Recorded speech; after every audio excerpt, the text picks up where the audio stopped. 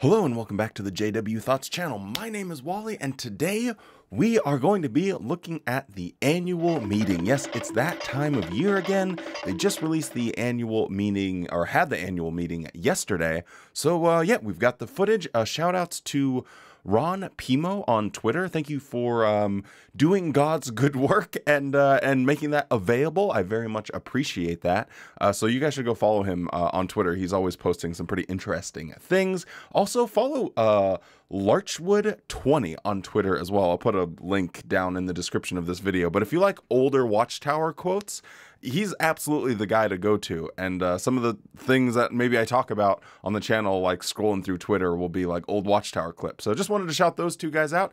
Anyway, don't forget to drop a like on this video, subscribe to the channel, and let's do this thing.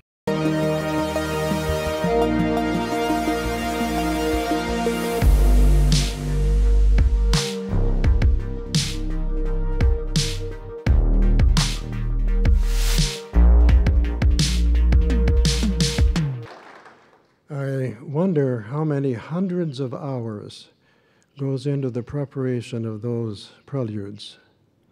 I'm sure the brothers who work on these videos appreciate your respectful attention to these videos because they put a lot of work and thought into it.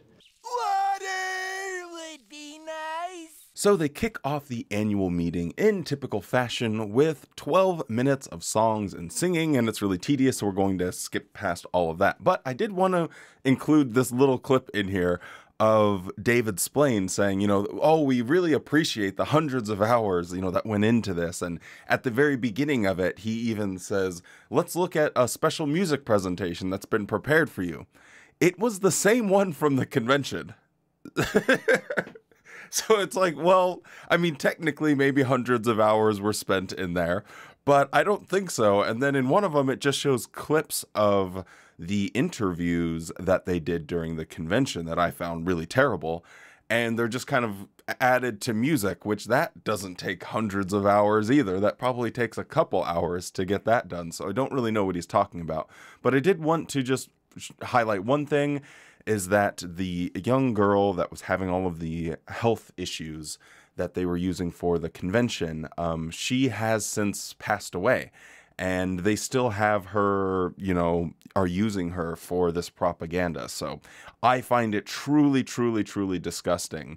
And yeah, the fact that they're bringing her out again during the annual meeting and trying to use her story as a sympathy piece to get people to remain loyal to the organization is absolutely disgusting, in my opinion. And when you lose your home in a natural disaster, usually you lose your job too. If your home has been affected, your place of work is affected. And so many of these folks won't have any way to get their home back because they have no job. So it's been a tough year. But all of us need encouragement.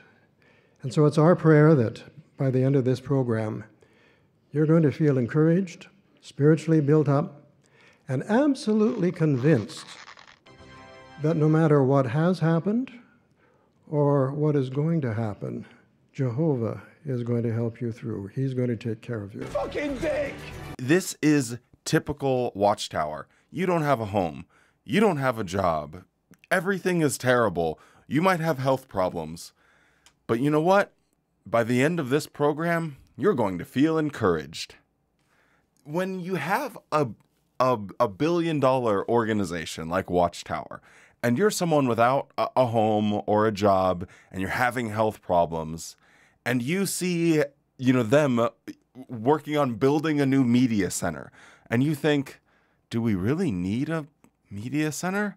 Like, if I was a Jehovah's Witness in that situation, I would be thinking, I think physical food is more important than spiritual food because I'm starving. I don't think that that's an insane concept here. Physical food would be more important. A physical house would be more important. And to these people, they also spit in their face. The same people that spend decades paying, building, remodeling their local kingdom hall, Watchtower came through for many people and took that away from them, sold it, and kept all of the money, and then told those people that they need to drive an hour away because that is direction from Jehovah. We're not making you do it. Jehovah is doing it. Jesus is doing it. We don't need the money. Jesus needs the money. Jehovah needs the money.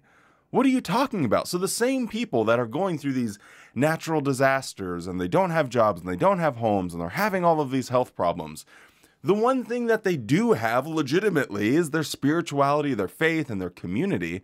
Even that gets taken away from them by Watchtower. And it's something that Watchtower didn't give them. It's something they paid for themselves. They paid for it themselves, and you take that away from them and tell them, oh, you can just go and drive, an extra hour. I know you don't have a job or a car or a house, but you can just drive for an extra hour to get to the Kingdom Hall where you'll get more spiritual food. It's absolutely a joke what they do in practical terms to actually help people. Okay, I'm waiting for the punchline. There's no punchline. It's not a joke.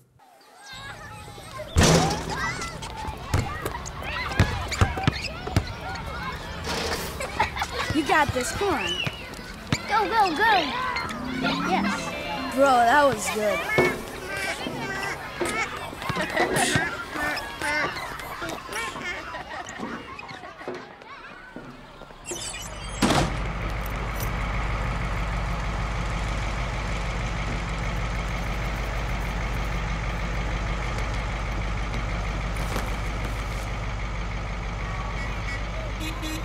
Hurry up. We're gonna be late. Yeah, let's go.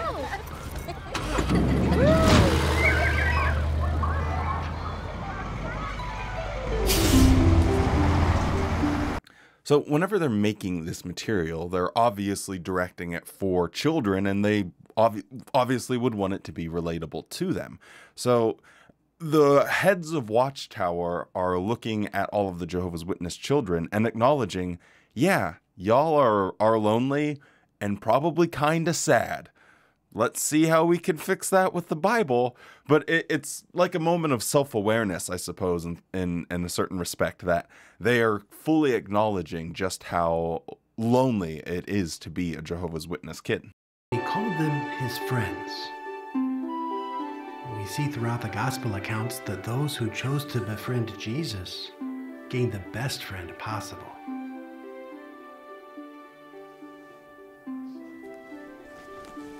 Hey there. Oh, hey. Oh, you like to draw? I like your notes. Really cool. Mom taught me. Pictures help me remember. Me too. So, looks like we have a talk together. Yeah. I'll get in touch to practice soon. Lydia, we're leaving. Well, I gotta go. See you later, Sophia.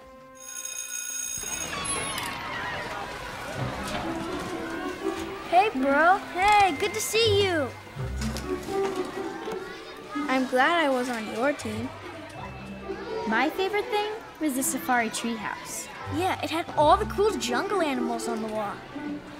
Timmy, I didn't think your team was gonna make it. I love my prize. You got a prize? We all did.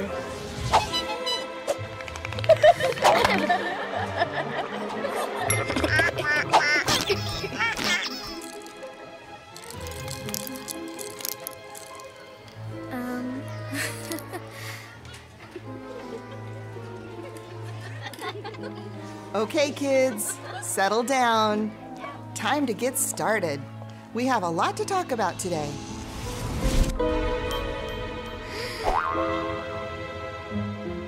Before we begin, for those of you that participated in the science club this weekend, we will be having another camping trip. But only the ones with the highest score on the math project will be selected to go. More on that after class. Hey, Now today, Sophia, we need you in our club. You're good at science. We have another trip coming up.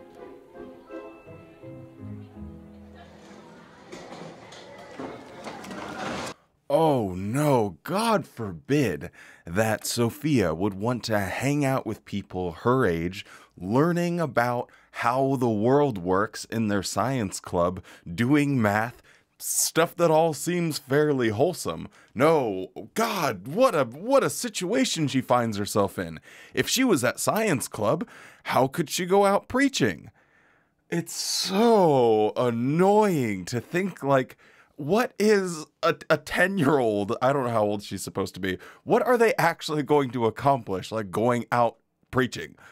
Like, it's an actual joke. Like, they're not going to start converting people. They don't even understand the doctrines. How on God's green earth are they going to be able to help someone else learn about it? It's so stupid. Hey, Sophia, come with us. So, anyway, all the kids had badges and prizes and stuff. And it sounded like a lot of fun. And it seems like they really need my help. I see. Oh, you see what's wrong with the car? No, I wish. No, I see why you want to be in the club. You do? Of course. We all want to have friends and do fun things. Please, would you mind moving the light over here? Right there. Thank you.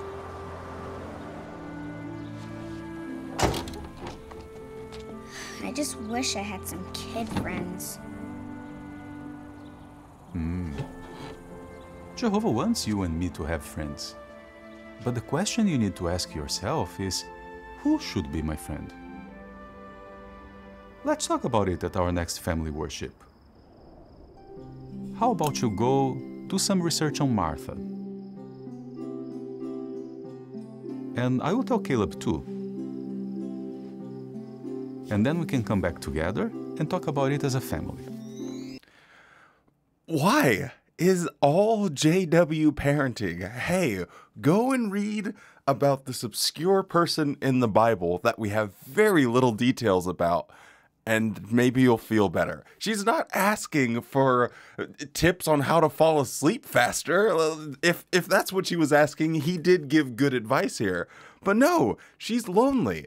She's like, hey, I wish I had more kid friends, which is a legitimate thing when you're a Jehovah's Witness. Everyone else is, doing things, having fun. And what are you doing? Sitting around reading the Bible all the time. And what's the parents' solution to this problem? Read the Bible some more. Oh, God, I hate it here. Sophia, are you ready? Yeah.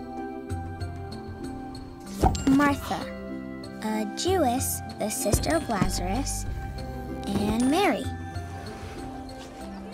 They lived in Bethany, a village about 2 miles away from Jerusalem, which was probably Jesus' home base when he came down from Galilee. Martha liked to cook. Yes, she did. And she would cook for Jesus and all his disciples when they would visit. Wow, that would have been a lot of food. Yes, and a lot of work. But if they worked together, they'd make it a success. However, some of their friends felt differently about Jesus. Really think about what just transpired here. This little girl is having difficulty because she doesn't have any friends and she feels very lonely. And the main problem with that is because her parents are Jehovah's Witnesses and shoving it down her throat. And what is the advice? What is the counsel she gets from her dad? Well, go research Martha. What does she actually learn from this research? She needs to take time away from being in science club with her friends and learning about the universe, laughing, having a good time, and take that away in order to dedicate more time to her Bible study. What does she actually get out of this when they're like, well, let's sit down for family worship and see what everyone learned about Martha? She says her name. That's what she learned. She couldn't be in science club because she needed to remind herself of the name of Lazarus's sister.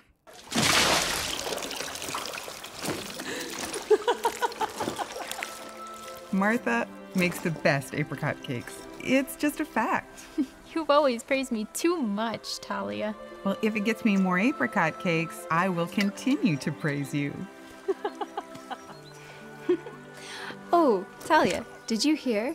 The teacher Jesus, he's coming back to visit.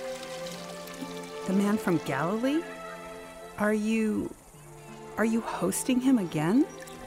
Yes, I am. Actually, it's tonight. I've heard a lot of talk. The Pharisees in Jerusalem, they don't approve of that man. I am not sure it's such a good idea for you to be known as his friend. Okay, well, I guess I better be getting home. See you two later. I'm glad that instead of feeding people physical food and helping them rebuild their houses during a natural disaster without trying to collect any insurance money from them, I'm really happy that instead of doing those things, they took the time to remind me of this story in the Bible that I completely forgot about. I mean, without this little cartoon, I would have completely forgotten about these scriptures that are definitely in the Bible.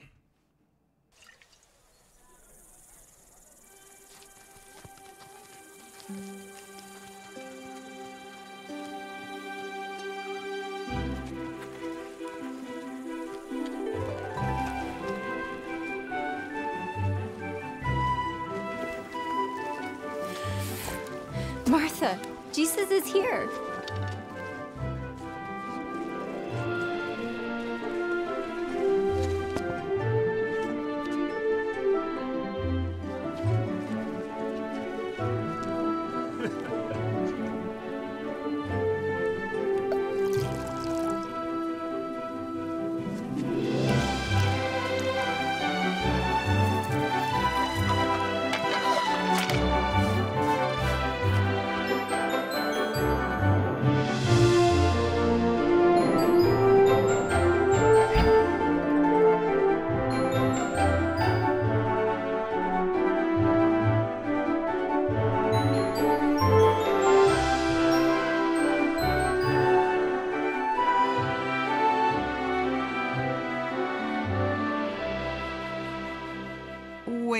Wait. Let me get this straight. He wanted you and Mary to sit and learn about God just like the men? The teacher instructing women? A woman's job is to provide food for her household. That's true. A good woman prepares herself for hard work. That's valuable. That's you, Martha. Don't let this Jesus ruin you with his ideas.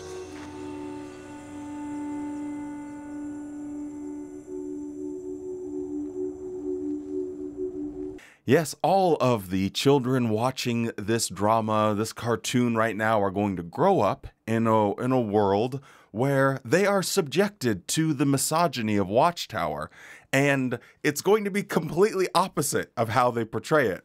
Those people that are critical on the outsiders are saying, no, you don't have to follow Corinthians and shut up, and if you want to learn something, wait for your husband to tell you. You don't have to attach yourself to a man if you want to make any progress in your life, because if you're Jehovah's Witness, you want to gain rank within the organization, and the only way for a woman to gain rank is to hitch her wagon to a dude. Lazarus!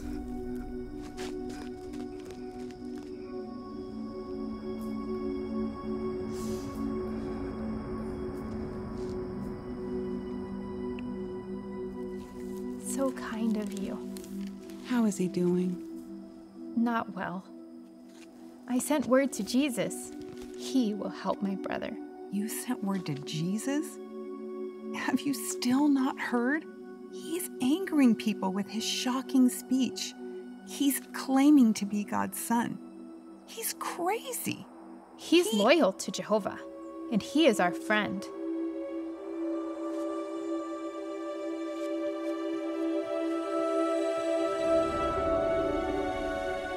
Sadly, Lazarus died.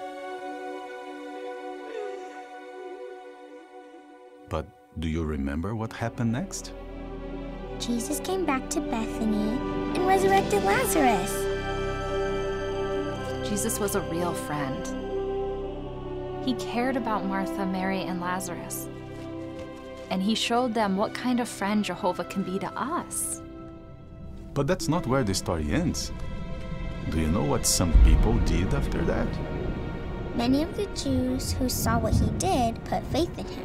But some of them went off to the Pharisees and told them what Jesus had done? Why did they do that? Because not even seeing Jesus bring someone back to life was enough to convince them that he was the Christ. Now we've just completely devolved and we're putting on our caveman brains. Yes, people witnessed someone coming back to life, raised from the dead, a real miracle, and they were still skeptical. Can you believe that? What are you talking about? They seemed like Martha's friends, but they hated Jesus. How do you think Martha dealt with her unbelieving friends? Jesus is the Christ, the resurrection and the life. He is the Son of God, and he is my friend. Talia, you've been kind to me in the past, but you don't believe Jesus' teachings. We cannot be friends.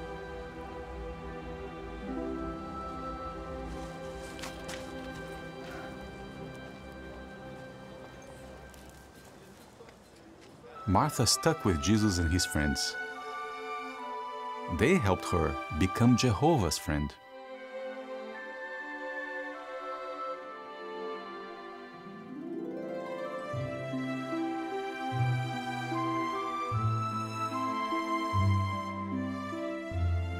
So, Sophia, what do you think Jehovah is teaching you about friendship? That I have to choose my friends carefully. And how can you know if someone should be your friend? If they help me be Jehovah's friend. I am not gonna join the club. That's my girl. We are so proud of you, Sophia. And Jehovah is proud of you too. Now, how about you go finish up your homework? Mom tells me we have a guest coming over. Okay.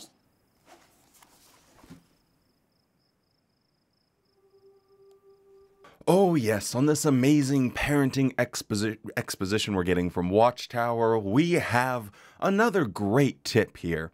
Make sure that you train your children to only hang out with people that won't challenge their ideas.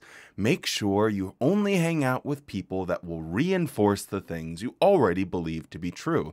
That is going to really pay some valuable dividends when you're an adult and have to get out there in the real world. You will be a well-adjusted person and much happier for it. Jehovah, please help me find a good friend. Someone who loves you.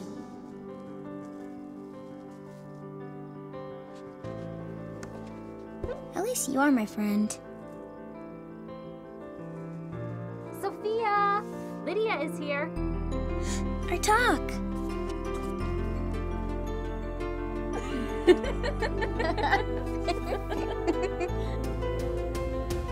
You like turtles?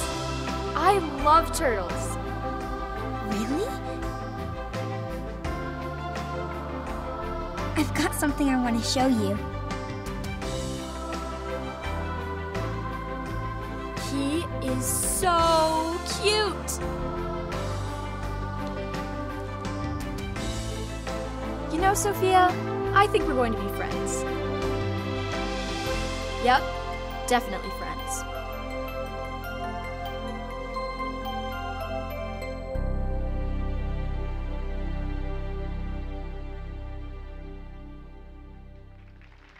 What was the original problem that she brought to her dad? I don't have any kid friends, anyone that's friends that are my age. after this whole story and distraction and science club and all of this stuff at the end of the day, she didn't even get the answer to her prayer. She's like, I wish I had more friends, but the original problem has just been distracted. She's just been like, oh, look over here, and maybe you won't notice what your actual problem was. This is classic Watchtower, and they're just training young people. Don't address problems that you have.